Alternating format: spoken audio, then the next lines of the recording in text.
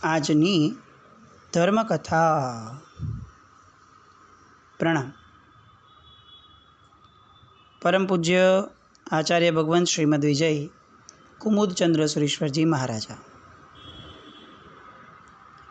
એમના જીવનના ક્રમ તરફ આપણે આગળ વધી રહ્યા છીએ. ગઈકાલ સુધી આપણે વિક્રમ સંવત 2010નું જે ચોમાસું છે એ સુરતના ચાતુર્માસની ઝલકમાં આપણે છીએ. ઠાકોરભાઈની દીક્ષા થઈ, પૂજ્ય પ્રબોધચંદ્ર વિજયજી મહારાજ સાહેબ નામ પડ્યું અને આ ચંદ્ર શબ્દ જે છે એ નેમિસુરી મહારાજ સાહેબના સમુદાયની અંદરમાં આ શબ્દનું એક બહુ સરસ મજાનું ઉદ્ઘાટન થયું, જે આજ સુધી અસ્ખલિતપણે બહુ જ મંગલ સ્વરૂપે એ શબ્દ સાથે જોડાયેલા વ્યક્તિઓ એ જગત કલ્યાણના પ્રવાહમાં બહુ સરસ રીતે જોડાઈ રહ્યા છે. સાહેબ જ્યારે શુભંકર વિજયજી મહારાજ સાહેબ એમની હારે હતા અને જોગ કરતા હતા ભગવતીના, ત્યારે શુભંકર વિજયજી મહારાજ સાહેબે મજાકમાં એમને એમ કીધું કે તપસ્વી મહારાજ, હવે તો તમને ભત્રીજો મળી ગયો શિષ્ય તરીકે, હવે તો તમે પદસ્થ થશો, આચાર્ય થશો. અને ત્યારે આ તપસ્વી મહારાજ બહુ સરસ કહેતા કે તમે અમારી મશ્કરી ન કરો. 45 વર્ષની ઉંમરમાં ચારિત્ર ગ્રહણ કર્યું હોય એ પછીથી તો પદસ્થ થવા માટે કેટલા વર્ષો લાગી જાય, કેટલું જ્ઞાન મેળવવું પડે, કેટલી યોગ્યતા કેળવવી પડે, અને એ બધું તો અમારી યોગ્યતામાં ક્યાં બેસવાનું. અમારી પાત્રતા હજી એવી ક્યાં ઘડાઈ છે અને ક્યાં એવી ઘડાવાના કોઈ એંધાણ પણ છે. પણ ત્યારે શુભંકર મહારાજ સાહેબે સિમ્પલી પૂછ્યું કે પણ આચાર્ય પદવી મળી જાય તો તમને કોઈ વાંધો છે? બોલો.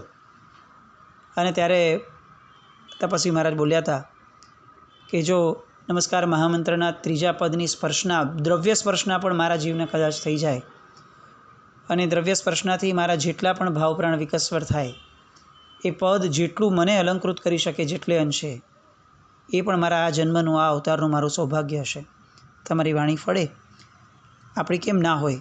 આવું પદ મેળવવા માટે પદ એ કોઈ પુણ્યનું કારણ નથી, પદ એ તો પાત્રતાનું કારણ છે.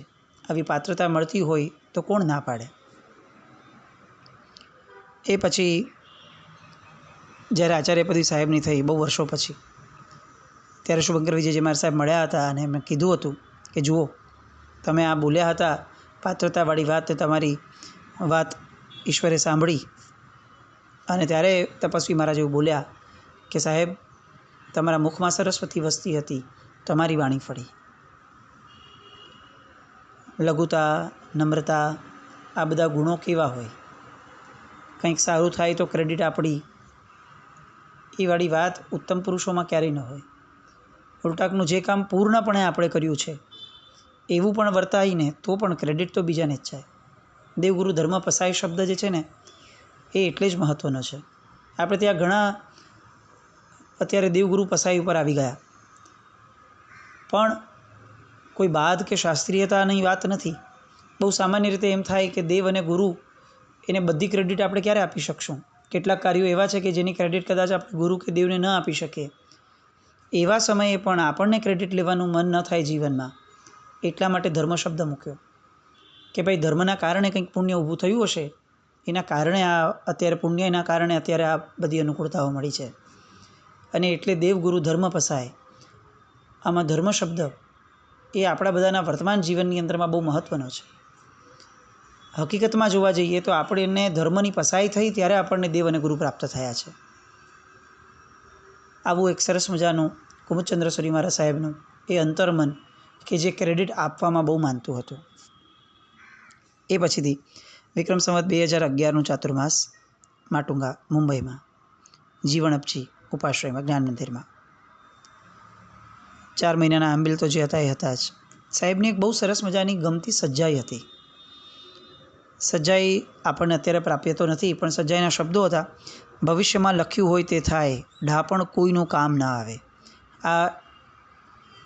આ સજ્જાઈનું પ્રથમ વાક્ય હતું. એ સાહેબ ઘણી બધી વાર બોલતા, એમની ગમતી સજ્જાઈ હતી. સાહેબના દીક્ષા જીવનનો એક બીજો મહત્ત્વનો ગુણ હતો કે દીક્ષા પછી કેટલાય વર્ષો સુધી સાહેબ આખો સંથારો પાથરીને રાત્રે કે દિવસે સૂતા નથી, રાત્રે પણ નહીં. હું આને થોડું એક્સપ્લેન કરું, કદાચ આપણે સમજી ન શક્યા હોય તો. આખો સંથારો પાથરીને તો આપણે આખા સૂઈ શકીએ, પગ લાંબા કરીને સૂઈ શકીએ. સાહેબજી આખો સંથારો પાથરીને દિવસે ન સૂતા એ તો બરાબર છે, દિવસે સૂતા જ નહોતા સાહેબ ક્યારેય, પણ રાત્રે પણ નહોતા સૂતા. એનો અર્થ એ સૂચવાય છે કે સંથારાપુરસીની અંદરમાં જે કુકુડી પાયે પસારણો શબ્દ વપરાયો છે. સૂવાનું કેવી રીતે? તો કે ઘૂંટણને દબાવીને કુકડાના પગની જેમ પસારીને, એટલા જ પગને પસારીને સૂવો. એ જે મુદ્રા કીધી છે સંથારાપુરસીની અંદરમાં, સાહેબે વર્ષો સુધી, જ્યાં સુધી એમના શરીરે સાથ આપ્યો અને જ્યાં સુધી મહાત્માઓનો બહુ આગ્રહ ન થયો કે સાહેબ હવે પગ લાંબા કરો, આ પગ જકડાવાના કારણે ઘણી બધી મુશ્કેલીઓ ભવિષ્યમાં આવી શકશે એમ છે, હવે શરીર એવું સક્ષમ નથી. એ ક્ષણ સુધી સાહેબે એમના દીક્ષા જીવનમાં ક્યારેય રાત્રે પણ સંથારો આખો નહોતો પાથર્યો. સાહેબ રાત્રે પણ એ ટૂંકી વાળીને જ સૂવાની જે વાત છે એ રીતે જ સૂતા હતા. સાહેબના આવા એક એક આયામો, સંલીનતા જેવા તપ, રાત્રિના સૂવા સમયે પણ અંગોપાંગ સંકોચીને રાખવા, આ બધા છે ને બહુ લોજિકલ આયામો છે. આપણને લાગે કે આવું કેમ કીધું હશે અને આમ શું ફાયદો થતો હશે, આવું વિચારીને આપણે તો છોડી દઈએ. પણ અંગોપાંગ સંકોચી રાખવામાં સૌથી મહત્ત્વનું જે કારણ છે, લોજિક છે, એ છે કે જે પણ અંગોપાંગને આપણે બહુ વિસ્તારપૂર્વક રાખીએ એટલે એની અંદરમાં ક્યાંક પ્રમાદ, ક્યાંક કામુકતા, ક્યાંક એની અંદરમાં તોછડાય, આ બધું જ આવવાની શક્યતા બહુ વધી જાય છે. જેટલા સંકોચાઈને રહીએ શરીરથી, ધનથી, ભોગથી, એ સંકોચાવવું એ જ આ જીવન મનુષ્ય બહુનું અવતાર કાર્ય છે. દરેક નબળી બાબતમાં આપણે સંકોચાવવું છે, ઇન્દ્રિયોની બાબતમાં આપણે સંકોચાવવું છે, ભોગની બાબતમાં સંકોચાવવું છે, પૈસાના વપરાશની બાબતમાં સંકોચાવવું છે, કંજુસાઈ કરવી છે એવું નહીં, સંકોચાવવું છે. અનુકૂળતાઓ મળતી હોય તો સંકોચાઈ જવું છે કે નહીં, મને આ નથી જોઈતું ભાઈ, બધી અનુકૂળતા ભલે હોય, મને નથી જોઈતી. આ સંકોચન એ બહુ મહત્ત્વનું છે. આજે આપણે બહુ જ ભર્યા બાદર્યા થયા એટલે આમ ફૂલ્યા ફાટ્યા એના જેવા થઈ ગયા. સંકોચન એ બહુ જ મહત્ત્વનો આયામ છે. એમાંય સાધુ જીવનમાં એ અતિશય મહત્ત્વનો છે. સાધુ ભગવંત પોતાની જરૂરિયાત એટલી નાની કરી દે કે કદાચ આપણને એવું લાગે કે આ તો મિનિમમ રિક્વાયરમેન્ટ હોવી જોઈએ, એ પણ એમની માટે લક્ઝરી હોય, એ પણ નથી જોઈતું. અને આવું આ આયામ જે છે એનું પાલન પૂજ્ય કુમુદચંદ્ર સુરી મહારાજ સાહેબ દીક્ષાના વર્ષો સુધી એમણે એ કર્યું. એમના એમ્બિલના ઘરે ઘરે ગોચરી વાપરવાના જે એમની પદ્ધતિ હતી, એના કારણે એટલા બધા લોકોને ફાયદો થતો. સાહેબ બહુ સ્પષ્ટપણે કહેતા કે હું એમના જ ઘરે આંબિલની ગોચરી બોરવા જઈશ કે જેમના ઘરે આંબિલ થતું હશે. અને એ સાહેબ આપણા ઘરે ગોચરી બોરવા પધારે એ ભાવપૂર્વક પણ ઘણા બધા લોકો આંબિલ કરતા થયા. એમાંથી ઘણા બધા લોકોએ વર્ધમાન તપનો પાયો નાખ્યો અને કેટલાય બધા નવપતજીની ઓળી કરતા થયા. એક ઉલ્લેખ આવે છે કે એક માટુંગાનું જ વ્યક્તિ એ પૂજ્ય કુમુદચંદ્ર સુરી મહારાજ સાહેબના ઘરે ગોચરી માટેના આવવાના આશયથી એમણે ઘરે આંબિલ શરૂ કર્યા હતા. એમાંથી આગળ વધ્યા, વર્ધમાન તપની ઓળીનો પાયો નાખ્યો સાહેબજીની પ્રેરણાથી અને જીવનમાં 100 ઓળી પૂરી કરવાનો લાભ, સત્વ એ આ ભાઈએ પ્રગટાવ્યું. એના મૂળમાં ગુરુ ભગવંત ઘરે ગોચરી વાપરવા માટે પધારે એનો એકમાત્ર ભાવ. એવું નહીં કે આંબિલ પ્રત્યેનો સદભાવ અને આંબિલ કરવું છે એવો ભાવ નહીં, ગોચરીનો સદભાવ. આજે આંબિલ શાળાઓ થઈ જતાં ઘરે આંબિલની ગોચરી બનતી બંધ થઈ ગઈ, ગોચરીનો જોગ જ બંધ થઈ ગયો, ઘરે આંબિલ થતાં બંધ થઈ ગયા. અને એનું રિઝલ્ટ એ આવ્યું કેટલેક અંશે કે આપણી નવી જનરેશનને ઘરમાં જે બને છે એ ખ્યાલમાં છે, એને કોઈ દિવસ આંબિલ ખાતામાં જવાનું થતું જ નથી. એટલે એને આંબિલ નામનો ધર્મ જે છે એની લેગસી ન મળી. ઘરની અંદરમાં ધાર્મિક રીત રિવાજો પ્રમાણેનું જ ભોજન બનવું જોઈએ. બેટર બની શકે, નબળું ન બની શકે. તમે આંબિલની રસોઈ ઘરે બનાવી શકો પણ અભક્ષ્યવાળું ભોજન ઘરે ન બની શકે. આવા જે સંસ્કારો નવી જનરેશનમાં જવા જોઈતા હતા એના બદલે કારણ એ થયું, વસ્તુ એ થઈ કે ભાઈ ધાર્મિક કંઈ પણ વાપરવું હોય તો ઉપાશ્રયમાં થશે અને ઘરે જે બનાવવું હોય બધું જ બની શકે. આવો એક સ્વચ્છંદ આચાર એ પણ બાય પ્રોડક્ટ રૂપે આપણને મળ્યો. કોઈ વસ્તુની નિંદાત્મક ટીકાત્મક વાત નથી. મુદ્દો આ છે કે આંબિલ શાળાઓ બની, ઘણા લોકો આંબિલ કરવા જોડાયા, બહુ સારું થયું. પણ ઘરમાં આંબિલની રસોઈ બનતી બંધ થઈ એ ક્યારેક આપણે આવો પણ પ્રયાસ કરવો જોઈએ કે બાળકોને આ ઉજાગર રહે નવી જનરેશનને કે જુઓ તમે આંબીલ ખાતામાં તો નથી આવતા પણ આજે આંબીલનું આ બને છે, તમારે થોડું પણ ક્યાંક વાપરવું પડશે. એ આશયથી પણ ક્યારેક ઘરે આંબીલ કરવાનો ધર્મ એ જો આપણે ટકાવી રાખીએ તો ધર્મ 21,000 વર્ષ સુધી ચાલવાની જે વાત છે એમાં આપણો ફાળો જશે. આંબીલ શાળાઓમાં જે જનરેશન નથી જતી એ જનરેશનને આંબીલનું સ્વરૂપ, આંબીલ પ્રત્યેનો ગમો એ બધું ઊભું કરવા માટે આવો પ્રયાસ નાના મોટા પાયે ક્યારેક વર્ષમાં પણ થતા રહે તો પણ એ અનુમોદનીય છે. વિક્રમ સંવત 2012 મુંબઈ કોર્ટનું ચાતુર્માસ થયું. કોર્ટમાં આંબીલ ખાતું જ ન હતું. સાહેબ 4 મહિના આંબીલ કર્યા, ક્યાંક કોકના ઘરે જતા, ક્યાંક નમીનાથ ભગવાનનું દેરાસર પાયધુનીમાં છે ત્યાં જઈને ઓરવા જતા, પણ ક્યાંય પણ આંબીલની વસ્તુ જે ચાતુર્માસના પ્રવેશથી લઈ અને આંબીલ કરવાની જે આખી એમને ટેક હતી એમાં કોઈ જ બાંધછોડ નહીં. વિક્રમ સંવત 2013 પૂના ચાતુર્માસ થયું. આ બધા સ્થળો એટલા માટે બોલીએ છીએ કે આપણને ખ્યાલ આવે કે તપશ્ચર્યા કરતાં આ મહાપુરુષ એ કેટલી બધી જગ્યાઓ એમણે વિચરણ કરી અને એ જગ્યાઓને પવિત્ર કરી છે. ગુરુવાર પેટની અંદરમાં એમનો ચાતુર્માસ. ચંદ્રોદય વિજયજી મહારાજ સાહેબ, કીર્તિચંદ્ર મહારાજ સાહેબ એ બંનેના ભગવતીના જોગ એ અહીંયા થયા હતા. 45 આગમના યોગ એમણે આંબીલથી કર્યા તપસ્વી મહારાજે. એમના અહીંયા ભગવતીજીના જોગ અહીંયા થયા. આખા દેશમાં ફક્ત એક જ વાર સંગઠો લેતા હતા. કાર્તકી પૂનમ થઈ અને શાસન પ્રભાવના પૂર્વક આ તપસ્વી મહારાજની ઘણી પદવી થઈ પૂનાની અંદરમાં. ત્યારબાદ 2014 વિક્રમ સંવત મુંબઈ નમીનાથ ભગવાનના ઉપાશ્રયે પાયધુનીમાં ચાતુર્માસ થયું. સળંગ 270 આંબીલ આ ચાતુર્માસની અંદરમાં પૂજ્યશ્રી દ્વારા થયા. વિક્રમ સંવત 2015 એ પણ નમીનાથ ભગવાનના ઉપાશ્રયે આ ચાતુર્માસની અંદરમાં 500 આંબીલ થયા એનું પારણું થયું. અને અહીંયા અષાઢ મહિનાની અંદરમાં ગણિવર્ય કુમુદચંદ્ર વિજયજી મહારાજ સાહેબ એમને પન્યાસ પદવી અર્પણ થઈ વિક્રમ સંવત 2015. ત્યાર પછીનો ચાતુર્માસ વિક્રમ સંવત 2016 મુંબઈ ખાતે જ ગોડીજી. આ ચાતુર્માસની અંદરમાં 8 મહિનાનું મૌન અને 8 મહિનાના આંબીલ. આ રીતે સળંગ 5 મુંબઈના ચોમાસા આવી બધી અભ્યંતર અને બાહ્ય આરાધના સાથે પૂજ્યશ્રીના થયા. વિક્રમ સંવત 2017 સુરતમાં ચાતુર્માસ. નેમુભાઈની વાડીના ઉપાશ્રયમાં અહીંયા આ ચાતુર્માસમાં 6 મહિનાના આંબીલ થયા. કેટલા બધા દિવસો એવા ગયા. એ ચાતુર્માસની અંદરમાં સુરતની અંદરમાં વરસાદનું પ્રમાણ ઘણું વધારે રહ્યું અને ઘણા બધા દિવસો એવા ગયા કે જે દિવસોની અંદરમાં વરસાદના કારણે ગોચરી ભોરવા જવાની શક્યતા ન રહી. કદાચ કેટલાક લોકો ટિફિન લાવે પણ ખરા, કેટલાક મહાત્માઓને વાપરવું પડે એવું પણ ખરું, પણ આ આંબીલનું ટિફિન કોણ લાવે? અને એમાંય પાછા પૂજ્યશ્રી તપસ્વી મહારાજ એવા કે કોઈ દિવસ આવી રીતે લાવેલી ગોચરી એમાં તો કોઈ દિવસ એમને રસ જ ન પડે. હજી તો વરસાદ વધે અને થોડોક સમય થાય એવો તરત જ પોતે જાતે ચોવ્યાર ઉપાસના પછી લઈ લે અને પાણી પણ નહીં, આહાર પણ નહીં.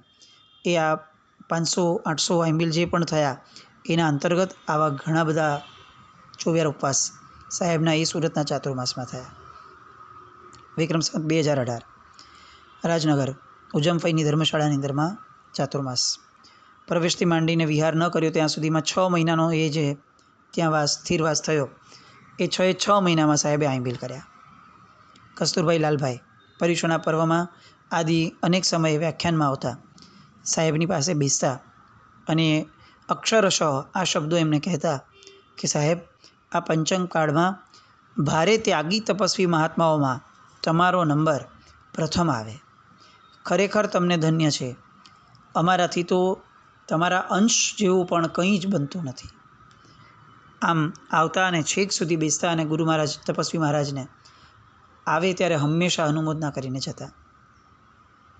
રાજનગરના એ ચાતુર્માસ પછીથી વિક્રમ સંવત 2019 પાલીતાણાનો ચાતુર્માસ થયો.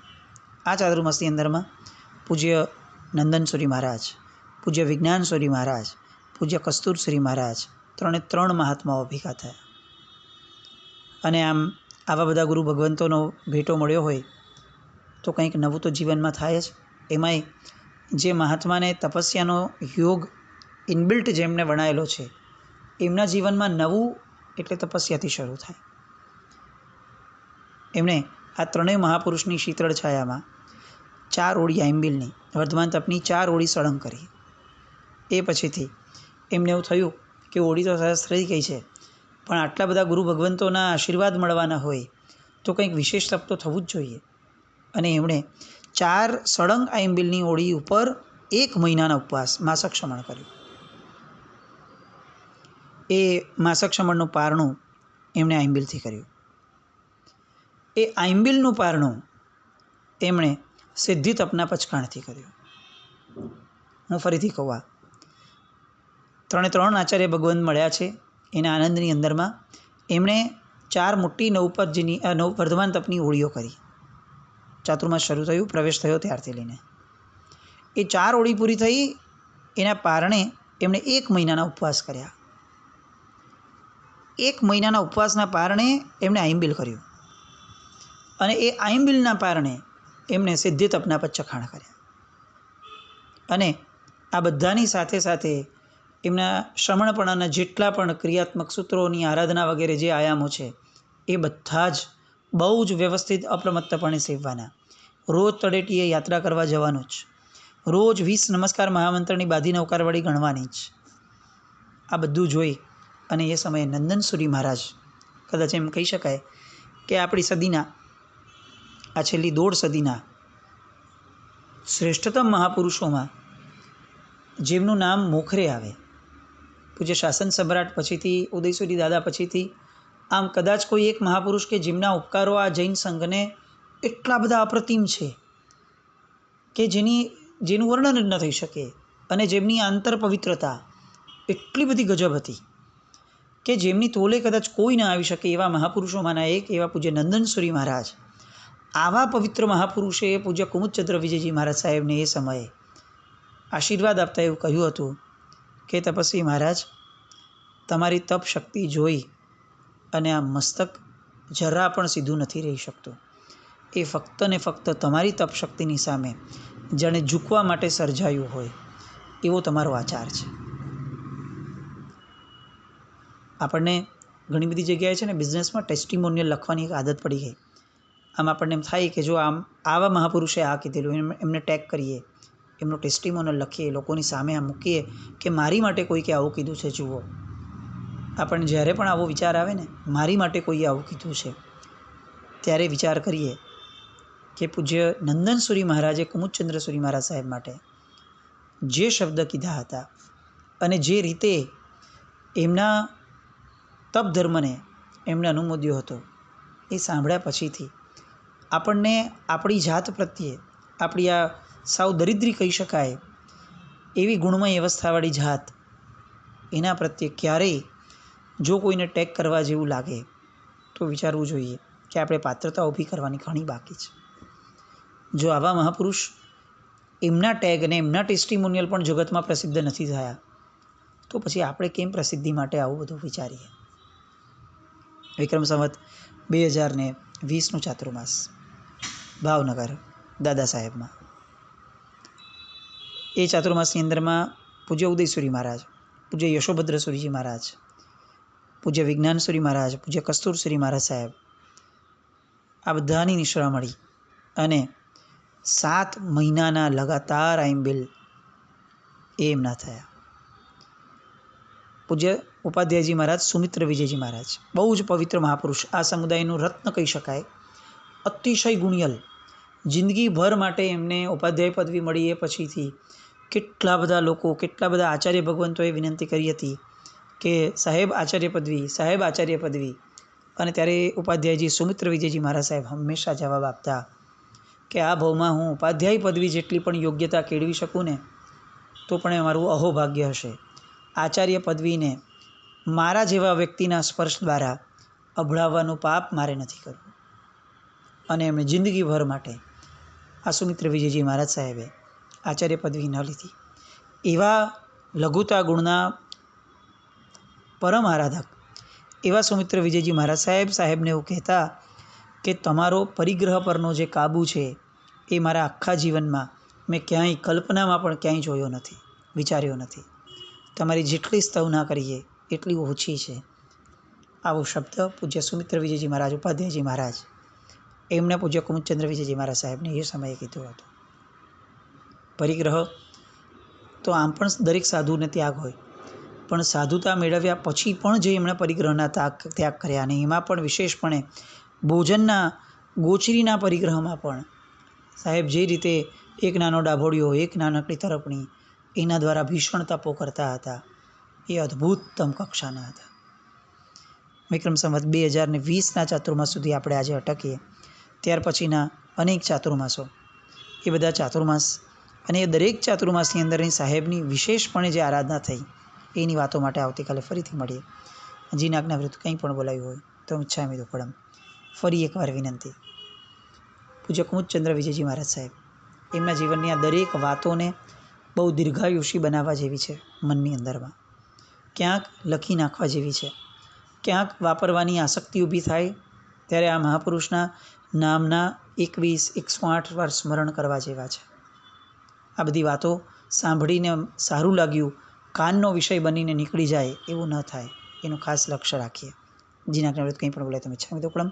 જૈનમ જયતિ શાસન.